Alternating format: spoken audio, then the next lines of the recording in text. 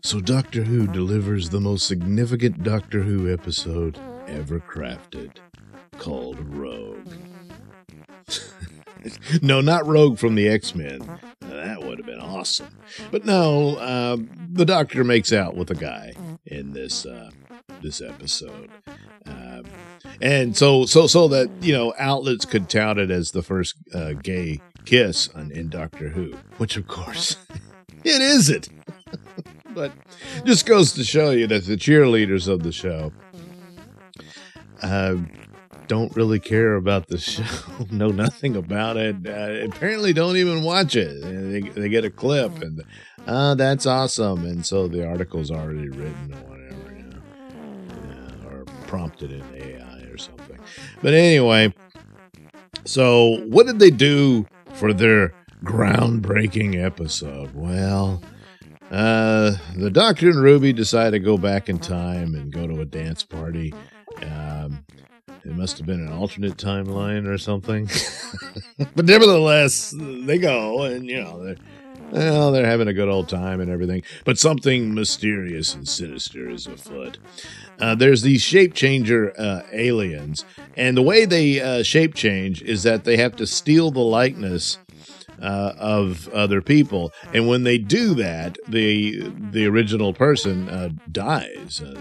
Looks like they get electrocuted or something, and so that's how they do it. And so, oh man, I wonder what evil plot is afoot here. They're infiltrating the people of the Earth and gonna conquer it or whatever. Nah, they're just cosplaying.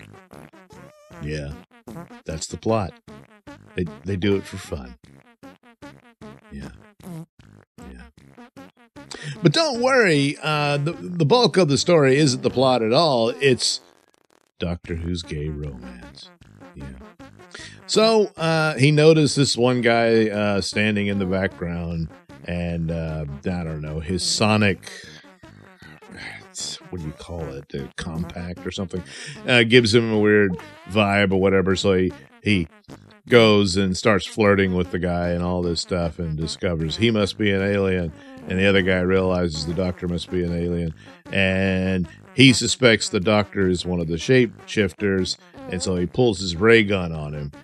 Yeah, his ray gun he did whip out, anyway, and decides he's going to kill the Doctor, because that's what he's there to do, to stop these evil little bastards who are killing people. So they go. He's got a cloaked spaceship that doesn't look half bad, effects-wise and whatnot. It's kind of his version of the bird of prey. And they go in, and the Doctor's like, this place is a mess, and all this sort of thing, And then he finds out the Doctor's a Time Lord. You get a review of the floating faces of past Doctors and all that stuff. And the guy's like, oh, wow, you're a Time Lord. But of course, the guy is gay, so that all works out. So they start flirting and stuff. And meanwhile, Ruby is worried about some other girl who's getting her heart broken by a guy who turns out is one of the shapeshifters. And Ruby's feeling sorry for her and all this blah, blah, blah. And then meanwhile, the Doctor's still flirting with the guy. Then they realize the nefarious plot afoot, so they decide to go and bamboozle the aliens, and they put on a display where they go dancing in front of everybody, and everybody's like, "Oh, two men dancing," and then they act like the rogue proposes to the Doctor, and the Doctor runs out of the room, and the aliens are all enthralled by this scene. They start fighting over who gets to be the other one, so they want to copy the Doctor and Rogue. So they chase them outside and all this sort of stuff. Meanwhile, turns out the girl that Ruby felt sorry for kisses her. No. No, she was one of the aliens, and she wants to be Ruby. So that, oh my God, that's it for Ruby. And then when the Doctor and Rogue confront the aliens again, here comes a supposed copy of Ruby, and the Doctor's like, "Oh, oh no. And then he starts crying again, of course, because he can do like that. And but that's the interesting thing about one of the detriments to this, besides the idiot plot, is the doctor just forgets all about her. She could have been killed, you know? I mean, and then he's feeling bad because he had told Ruby's mother that, don't worry, I'll take care of her. She'll be fine. He's like, oh, yeah, you were too busy making out with some guy you just met. But don't worry, turns out that isn't a copy of Ruby. That's the real Ruby. She tricked the aliens. And then, but the doctor doesn't believe her, and he's ready to send them all to another dimension with Rogue's device trap they set up, blah, blah, blah. And, but Ruby's like, no, it's really me, and all this. She tells him something that only he would know, or she would know, whatever. And he's like, oh, it's Ruby. And turns out, so I thought here, it's like, oh, of course, they couldn't copy Ruby because she's some special being. You know, there'd been clues all over the place. She makes it snow. She somehow traveled through time, created an alternate timeline, or whatever that was in 73 yards. All this stuff. And I suspect she's one of the, I don't know, celestial beings or whatever that Toy Maker and Maestro are and all that. So here was another opportunity to suggest that. No, she just fought the girl off and hit her in the face with a book, and it broke her beak nose thing. See, the Shape Changer's true form are these owl-looking people. Yeah. So that's what they do. And she comes in with her broken beak, and it's like, look at her. She looks stupid. So, yay, Ruby's fine. But Ruby's now trapped in the trap, and you can't get her out unless you turn it off. And if you turn it off, you free all the other owls, you know. And the doctor is like, I can't do it. I can't hurt Ruby. So then his new boyfriend, who, you know, he met, I don't know, 30 minutes earlier, decides to sacrifice himself. So he runs into the trap, pushing Ruby out of the way, and taking her place. And then he and the birds disappear into another dimension, perhaps never to be seen again. Well, no, he'll come back, so, you know, the doctor can get it on. So there you go. A lazy plot. Just the tee-hee, they're cosplayers, and thinking that was clever. All for the purpose of having the doctor supposedly fall in love with this guy in 30 minutes. To where Ruby has to give him a hug, and oh no, he's gone, and the doctor, I'll probably never see him again. Yeah. It was crap, you know. Not the least of which, of course, is the whole thing that the doctor's gay now.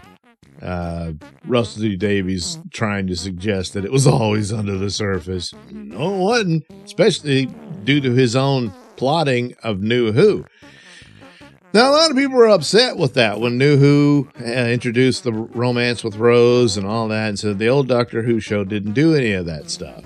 And it's odd because you got the A in, let's see, LGBTIA. So where's the representation for the asexual, you know? And so, but nevertheless, they did this template of a romantic hero, especially with David Tennant. They started it with Eccleston, but he left, you know. But anyway, that was the direction of the show, and it worked. Look, that was a big plus for the overall, for the most part, the female audience that they gained, and it actually worked. You had this romantic story, a heroic man with his magical box, and he whisks this young woman away on adventures and stuff like that, and makes for a great romantic fantasy. And that's how it played out. Once it played out and they moved on, they sort of teased it with other female characters, but it's kind of like rinse, lather, repeat, you know? And the whole idea was that Rose was the love of his life and everything. So once you establish that, it becomes kind of tawdry if you keep doing it, you know, afterwards. So, you know, it creates its own problem and whatnot.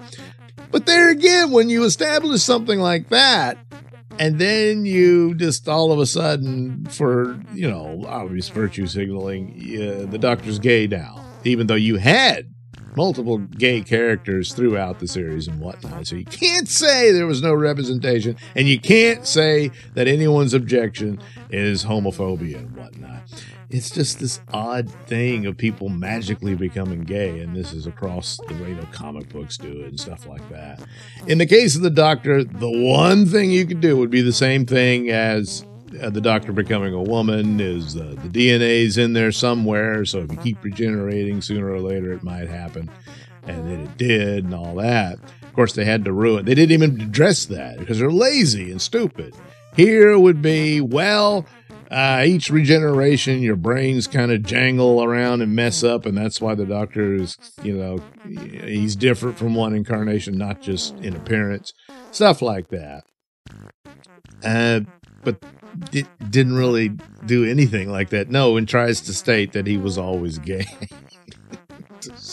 I don't know. Rose was just some kind of woman, you know. I mean, so it's stupid.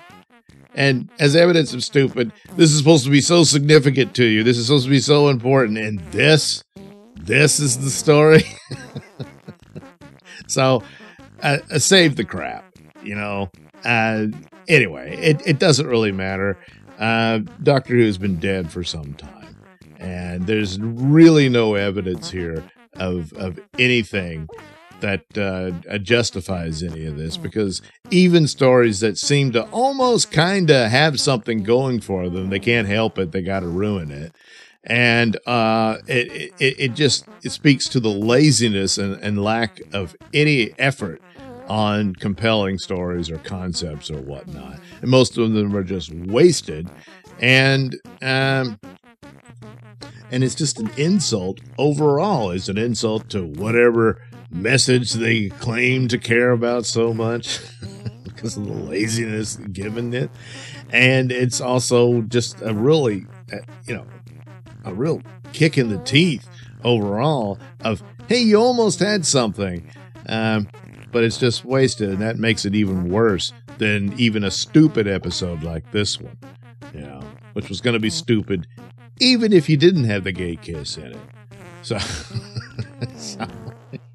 see how far it's fallen. So no one's making an effort, not really, and all of that. So unless you have a YouTube channel, there's really no reason to watch it at all. So we'll discuss this on Doomcock's show, but it'll be the same discussion, really. I don't know. Maybe some insights here about, well, if you had to do this, how would you do it? I don't know. The idea of the Doctor becoming a woman, I could see possibilities on how to do that. This, I just, for what? You know, Captain Jack wasn't good enough, I guess. I don't know. Anyway, and that's that. There's really not much else there. And no real shocker, of course. So but anyway, they got their big episode in, I guess. Well, then again, is a big episode even possible when no one cares? And I mean the people producing it. I mean, obviously, most people don't care at all. The Doctor Who's glory days are long gone. So, yeah. And they don't care either. Yeah. Oh, well.